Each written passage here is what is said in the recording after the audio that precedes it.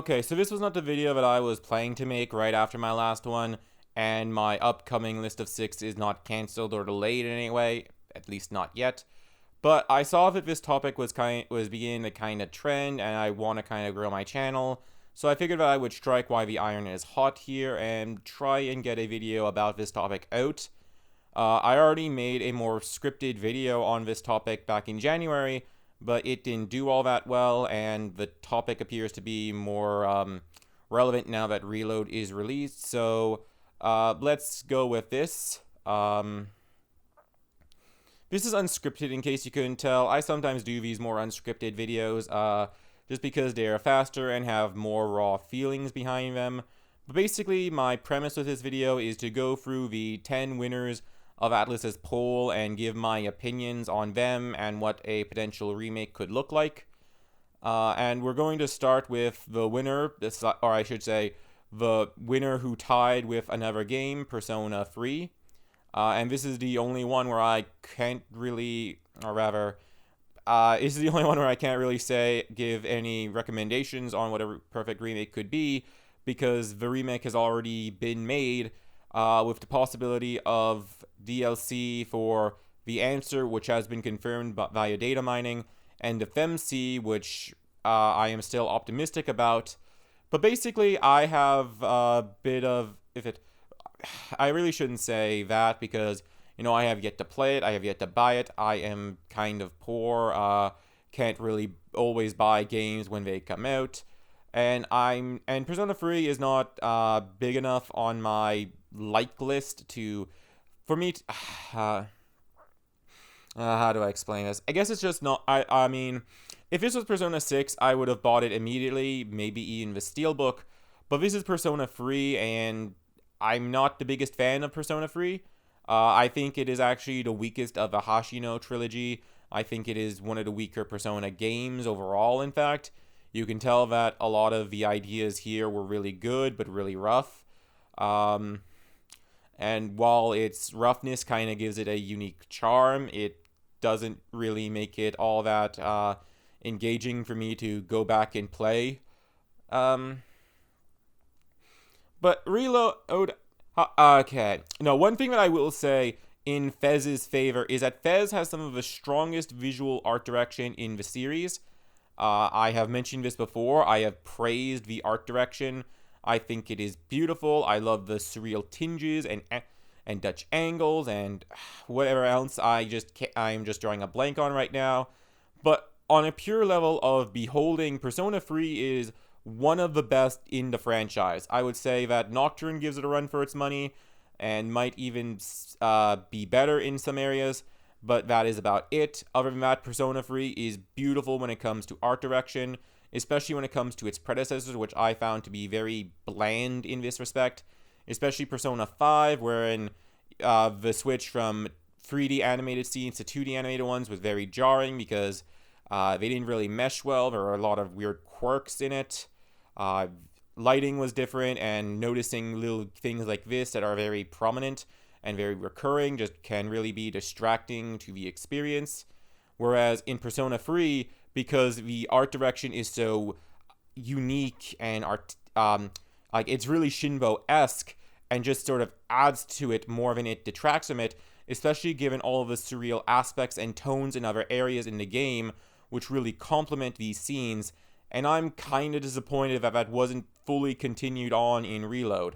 Again, I have not played Reload, but I have seen a bit of walkthroughs in order to get some footage for my last video, which was Persona 3 Portable Velvet Blue. I wanted to have some Persona 3 footage with that in order to help boost it in the algorithm, and so I did include some Reload footage, and I personally find it to be not as good in the visuals as the original, although the UI and menu designs are very good, except for a few areas where I think that 3 was better.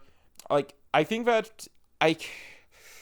problem with a 3 remake was just that it felt so 2000s. It has such this 2000s unique anime edge to it, and it fits so well in with a lot of other anime of the time, like especially those that were very what's the word I'm looking for? Especially those that were just very visually unique and off kilter, and which really reveled in the new technology that digital provided after the industry had sort of gotten over its rough start with it. And Persona 3 fits very well in it. It might even be influenced by some of that stuff, in fact, I'm not sure. But I feel like a lot of this was just lost with the new version, which, yes, does iron out a lot of the kinks.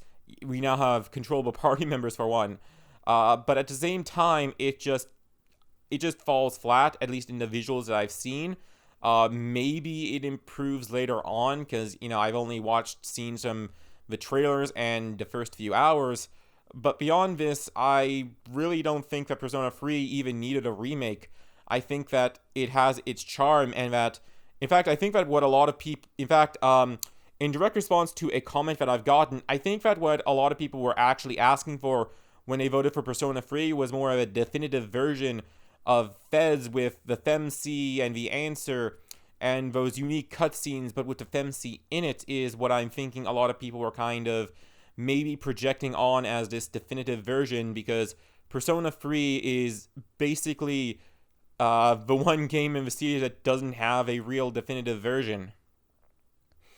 So I guess this would be a good time to move on to Persona 2. And Persona 2, I'm drawing a bit of a blank on because I have not played this duology. I remember in my Persona 3 Veil of Blue video, I mentioned that the only Persona games I hadn't played were the Q duology, Arena duology, and P3 Dancing. And I realized after the fact that I had forgotten to clarify, but I meant that in the context of Persona spin-offs, Persona 3 spin-offs specifically, and Persona 2, which... Well, basically, I just haven't played Persona 2. I have played 1.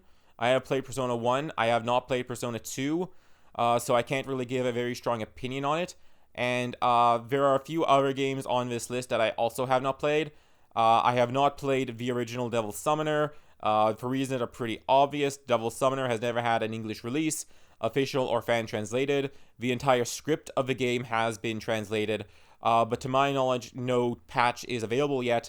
And so if I want to play it, I have to basically take the iOS and use it side by side with the translated script to kind of understand what is going on. And I do plan to do that if, no patch ever comes out, or at least not for a while.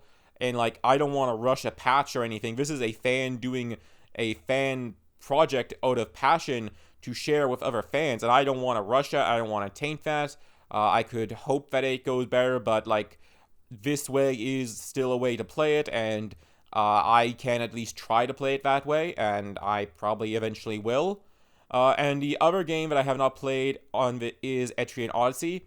I actually have all 5 Etrian Odyssey games for the DS, or 3DS, and I am aware that it got an HD remake, the Etrian Odyssey Origins Collection.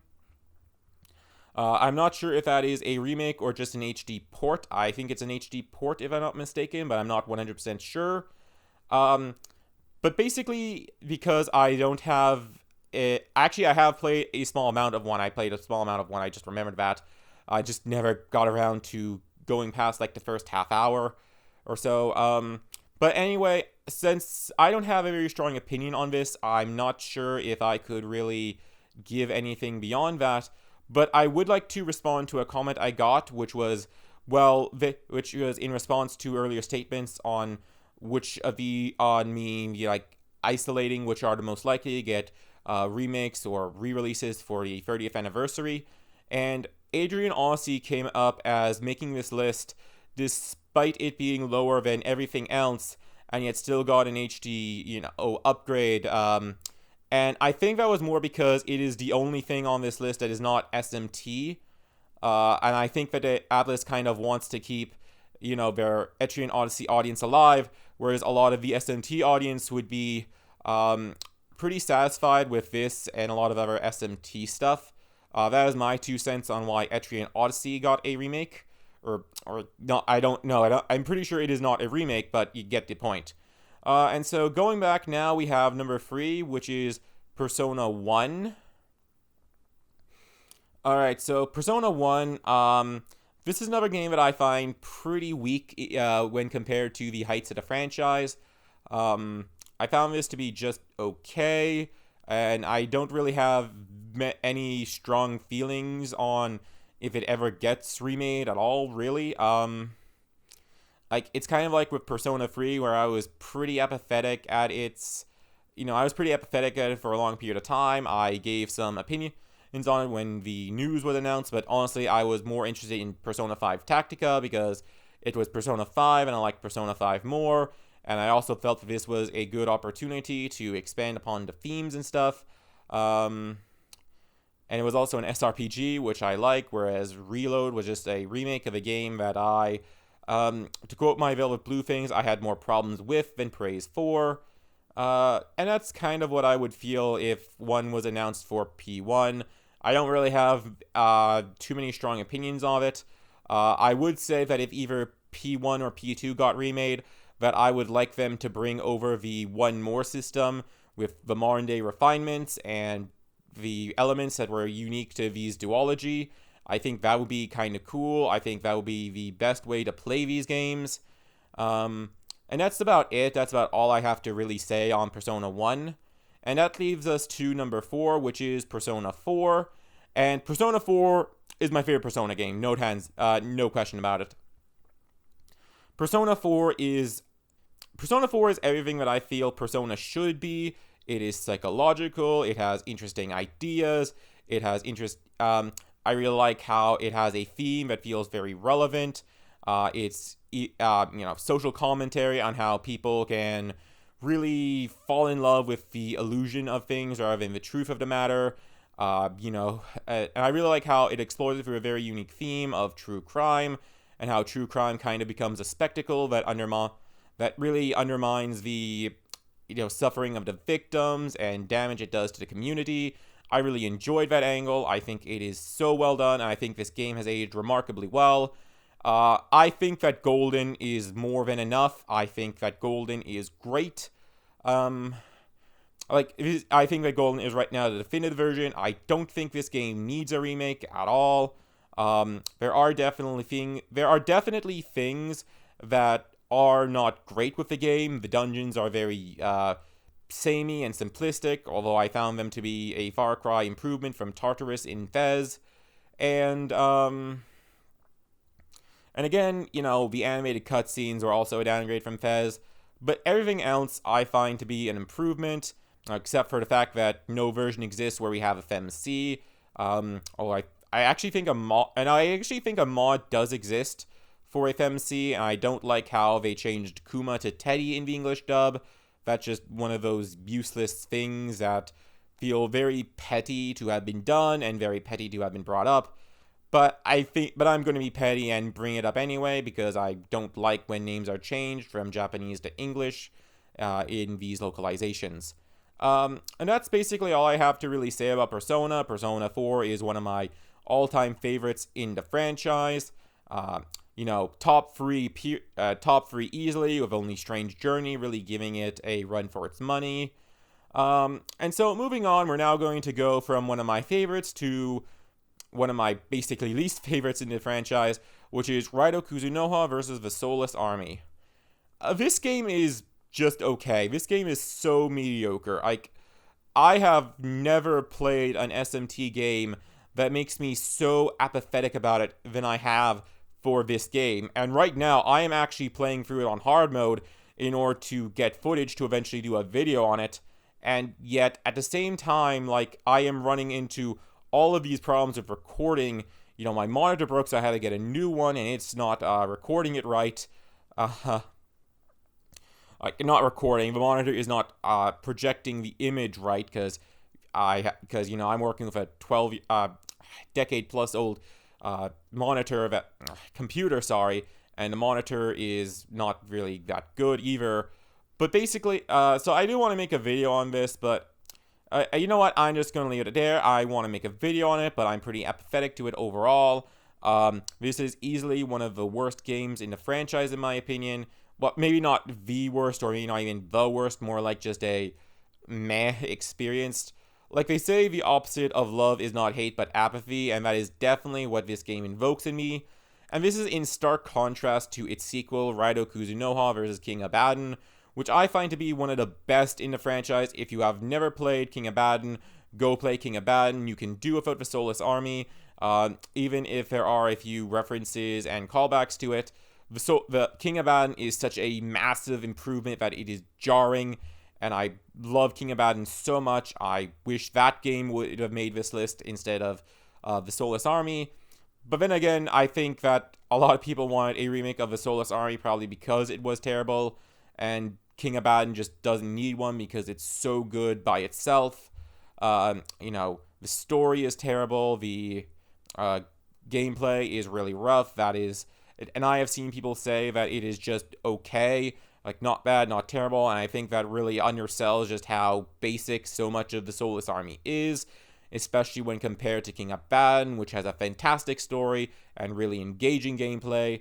Like, I could gush about King Abaddon, but I should be talking about the Soulless Army, and the Soulless Army is just okay, so I think now is just a good time to move on. And so next up we have Shin Megami Tensei 4 Apocalypse, and right beside that is Shin Megami Tensei 4. Alright, so I guess it's a bit weird. I mean, I guess it would be more organic to go 4 and then 4 Apocalypse, because 4 Apocalypse is the spiritual sequel to 4, but I really don't have much to say on 4 Apocalypse. I actually never completed this game. Back when I was moving, I just kind of lost the cartridge and never found it.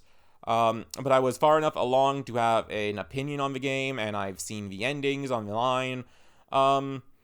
And I just have to say that this game is pretty... Like, when this game released, I was hoping that... Like, not when this game was released. I did not know SNT existed when this game was released. After this game was released, but before SMT5, I was really hoping that it would just be an anomaly, a bad idea that the developers had learned from because they had been open to taking criticism openly and critically before. But it isn't. A lot of the same problems I have with 4 Apocalypse are very much present and even worse in SMT4, SMT5, and Soul Hackers 2. Really poorly thought out Persona particulars to try and appeal to an adjacent fan base. Okay, I really don't want to go on a rant here. I would just bloat this video. I'm just going to move on. Like, 4 Apocalypse, I don't want to see a remake, or at least not see a remake of that before SMT4. Now, SMT4, this is a game that I want to see a remake of the most. SMT4 is a game that I argue should get a remake the most because it is the most in need of one, because so much of its story content got cut in development. This was SMT4 was the focus of my aforementioned video on potential remakes after Persona 3 remake, and Persona 4 is the one that I think is the most in need of one, because not only would it be very difficult for them to botch it, it would also be the best possible release right now, because I have very low expectations for Team Maniacs after their past showings. I don't think they're very good at writing right now, and I hope they improve. I genuinely do. Like, I don't want to be, overly mean or critical and say they can't improve, because I think they can. Soul Hackers 2 was much better than SMT5. And it even had some interesting ideas I liked, but at the end of the day, it was just not that good. It was hampered by, the vision not being released, maybe some inconsistencies, and not really knowing on what to do.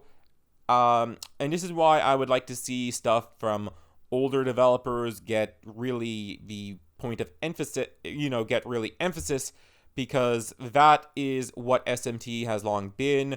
SMT4 was the last game with input from the original team.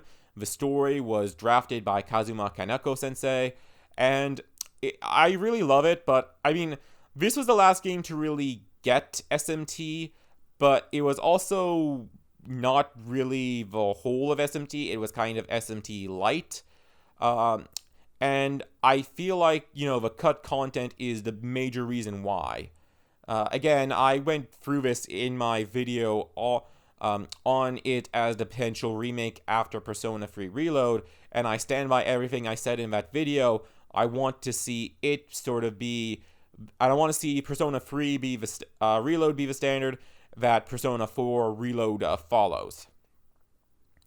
Okay, and so next up we have Digital Devil Saga. Now, only Digital Devil Saga 1 is here, but I am going to count Digital Devil Saga 2 with it together because they are a duology. They were originally meant to be one game, but were divided into two due to disk space, or I think it was disk space, but it was something that divided one game into two during development.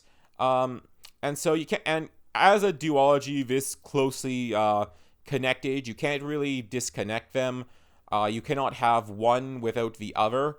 And for a very long time, a lot of fans have been asking for a DDS HD re-release in the vein of Nocturne. And there is a recent leak that has caused this to become possible. Like, I have been skeptical on this as a possibility for a long time, but that has been more because I had been looking at it through the lens of what was being made for the 30th anniversary, and I no longer think that that third game worked on tangentially with SMT5 and Soul Hackers 2 was going to be for the anniversary. Like, maybe it was, maybe they did, maybe it was, I don't know. But if it isn't, then I would say that the next most likely scenario would be Digital Devil Saga, because that is a cult classic game. A lot of the work is already done. They wouldn't have to pay voice actors. They would just have to take the existing voice tracks for both English and Japanese and put them on a new release. It could even be a digital only release. Like,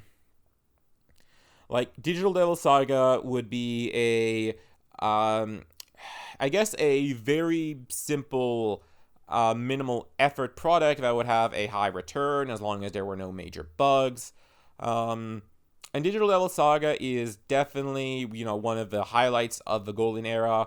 I think this is a great game, and while I've been skeptical of this as a possibility, I am actually now leaning towards it more and more. Recently, Midori, who is a very famous leaker, leaked that a PS2 game was going to get a port or an HD remake in the vein of Nocturne, and I'm going to choose to believe this and hope that it is DDS. And yeah, that is that's all 10. DDS is a strong point to end on. So those are all my raw, unfiltered opinions on these 10 games, or 10-ish games, I guess I should say. And in the comments, you can let me know what you think. You can tell me which one you think should be... you can tell me which of these potentials as remakes you would be the most excited for. I guess I should add that if Devil